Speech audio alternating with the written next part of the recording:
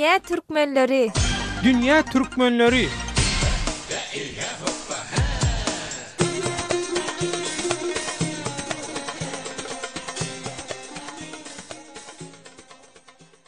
Salam mehriban doganlar. Azatlyk radiosynyň Dünya Türkmenleri gepleşiginiň bugünkü sanyny owan sanaky türkmenleriň şu ýylyň 20-nji oktýabryna ýurtda geçiriljek etrap geňeşleriniň agzalary bilen halk wekilligi saýlawlaryna görýän taýýarlyklaryny gönükdirýär. Awganistan türkmenleri häzirki durumda saýlawa gatnaşanda gerekli kartlaryny alyp başladylar. Owalarda hemmerine otagy saýlawa gatnaşan bilmeýär, otalyganlar bar, geçençiler bar. Men Latif Beyman Awganistanyň Jawjan welaýatynyň Garqyn etrabynyň Handep obasyndan öz gyzgyn salamlarmy Azatlyk radiosyny dinleýän dünýä türkmenlerine gönderýän.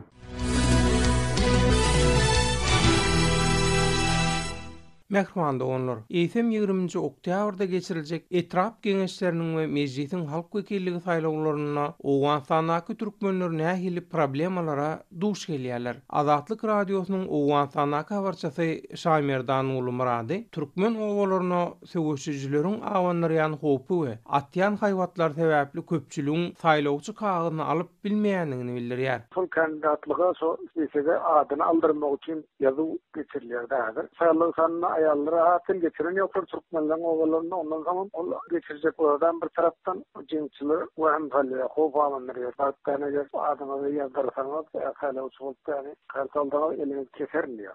Türkmen oğullarının kuğrağında şu cinsçiler var. Dip Azatlyk radiosynyň Awganistanyň habarçysy Şaýmerdan uly Murady Taliban söwüşçüleriniň täsirindäki türkmen oturumly ýerlerde bar bolan saýlaw bökdünçligi barada maglumat berýär. Şeýle hopyň bardygyny Azatlyk radiosy bilen habarlaşan Serhet ýaka owalarynyň ýaşaýjylary tasdikleýärler. Garqyn etrabynyň Hannepe owasynyň ýaşaýjysy Latif Beymanam Taliban söwüşçüleriniň saýlawlara gatnaşmalyk barasynda türkmen owalaryna häli şinni haýwat atýanyny gurrun berýär. Awgan türkmenleriniň köplük bolup ýaşaýan etraplarynda talyplar topary bar. Talyplar topary türkmen ýaşaýjylaryna eger öz pasportlaryna saýlaw kagazyny ýapyşyrsalar jeda berjek diýipdir. Şol sebäpden awgan türkmenleriniň ýerleşen etraplarynda tesberiş kagazdan mehrum galanlar. Diýip saýlawçy kagazyny almalyk we saýlawa gatnaşmalyk barasynda söwüşçüleriň edýän pasaşynyň hem haýwatynyň saýlawlarda türkmenleriň gözüňünde tutýan maksatlaryna ýetmegine uly päsgelçilik döredýändigini, özü ýaly türkmen ýaşlarynyň hut şeýle ýagdaýlardan geljek barada umytsuzlygyny öňe sürýär. Syýasy synçylar bolsa, Awganistanyna 20-nji oktýabrda geçiriljek saýlawlarda ýurtdaky etniki türkmenleriň gözüňünde tutýan maksatlaryna ýetmegine diňe bir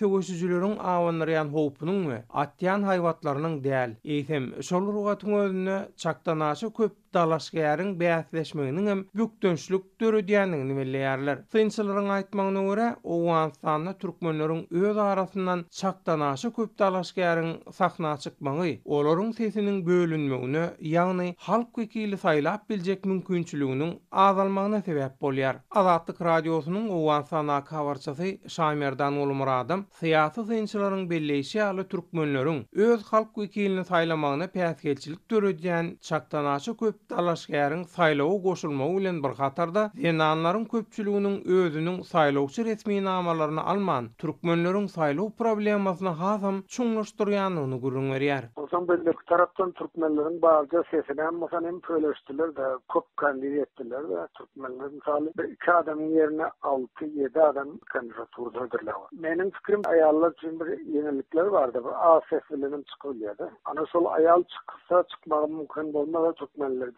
deputat mümkün umudum yok mu?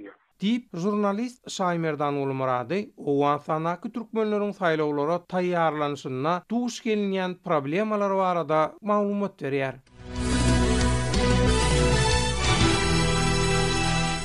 Gepleýär Azatlyk radiosu. Mehriban doganlar, siz Azatlyk radiosynyň Dünya Türkmenleri gepleşiginiň Awganistanyň geçiriljek saýlawlara türkmenleriň görýän taýýarlyklaryny gönükdirilen sanyny dinleýärsiňiz. Awganistanyň türkmenleriň Türkmen Şura atly geňeşiniň başlygynyň orunmasary Abdulsamat Kerim Harus bolsa, türkmenleriň öz halk wekillerini saýlamagyna kömek etjek sesleriň bölünmegine sebäp bolýan çaktanaşy köp dalaşgäriň sanyny azaltmak barasynda guramanyň tagalla alyp barýanyny we bu urda oňoýly netijelerini almaga başlananyny görüň berýär. Bizler Türkmen şora bolup bulurda her işler edip otursa bizim kandidatlarımız köptü bular. Buların sanlarını azaltıp Balyk vilayatynyň diýen villasynda Balykda 12 wekil saýlanmaly. Bu 12 wekiliň 9 erkek, 3 ayal bolmaly. Şunda başga milletlerden hem kandidatur bolan kişiler 80'den ýokary kişiler bar da. Bu 80'in içinde bizler 5 nefer kandidat berdik. Yani bunu onun ýokary teke azaltdyk. Şonuň üçin zahmet çekip gowumlar, ýaşullar hemme biten işläp oturlar şulurda. Yeniden köşetjek şularyň sany 5'iniň kemelçek bolup. Diýip owan sanaky türkmenleriň Türkmen Şura atly geňeşiniň başlygynyň ornwatary Abdulsamat Kerim Harus 20-nji oktýabrda geçiriljek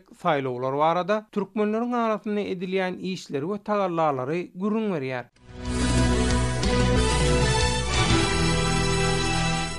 Mehriman doganlar, Owensanyň geçiriljek halk wekilligi saýlawlaryna türkmenler taýdan bir täzelik bar. Halk wekilligine dalaşgärleriň arasynda öňde barjy türkmen maşgalalarynyň agdalary bolan zenanlar bar. Ýagny bu türkmenler üçin taryhy hem buýsandyrjy bir ýagdaý. Owensany türkmenleriň koçum bolup ýaşaýan 5 vilayatyndan 17 sanaty erkek adam, 2 sanaty hem zenan maşgala halk wekilligine dalaşgär görkezildi. Türkmen zenan halk wekili dalaşgärleriniň biri Gunnuz vilayatyndan Firuzan Güýçli we Faryab vilayatyndan Farzana Bahmin. Hormatly radio dinleyijiler, ýeri gelende belläp geçmeli bolsa Owensanyň türkmenleriň halk wekilligine dalaşgär zenanlary söwüşçüleriň howpa asyndaky ýerlerde saýlaw işlerini alyp barýanyny, ýagny ara gatnaşyk mümkinçiliginiň elýeterli dälligi we şeýle-de ol sebitlerden efirden soň dolanjakdygy sebäpli gynansa interwiu almagy mümkinçilik bolmady. Ýöne Türkmen Şura geňeşiniň başlygynyň ornwatary Abdulsamat Kerim Harus Owensany zenanlaryň erkek adamlara görä has az ses alyp gazanyp bilýäni üçin türkmen dalaşgär zenanlaryň mejlisde orun almak ähtimallygynyň has ýokardygyny aýratyn üns çekýär we halkyň reaksiýalaryny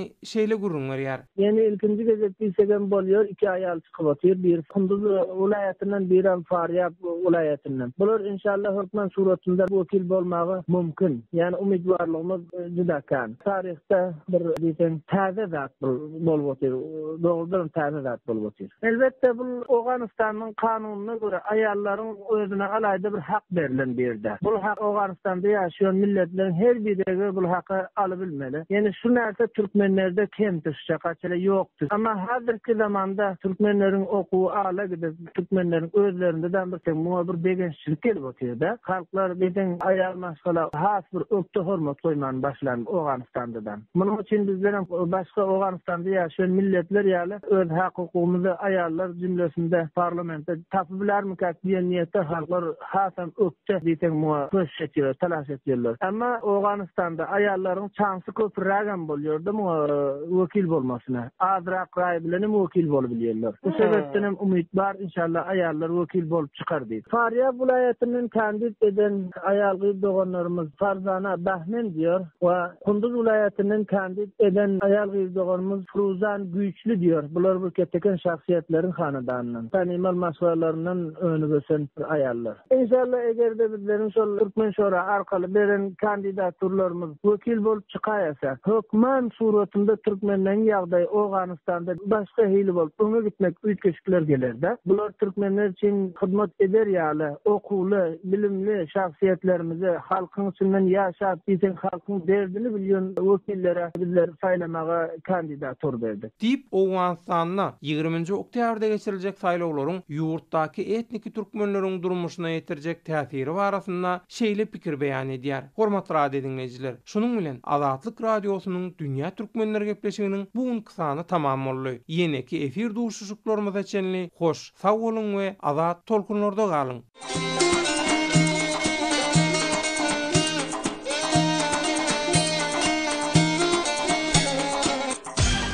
Dünýä türkmenleri.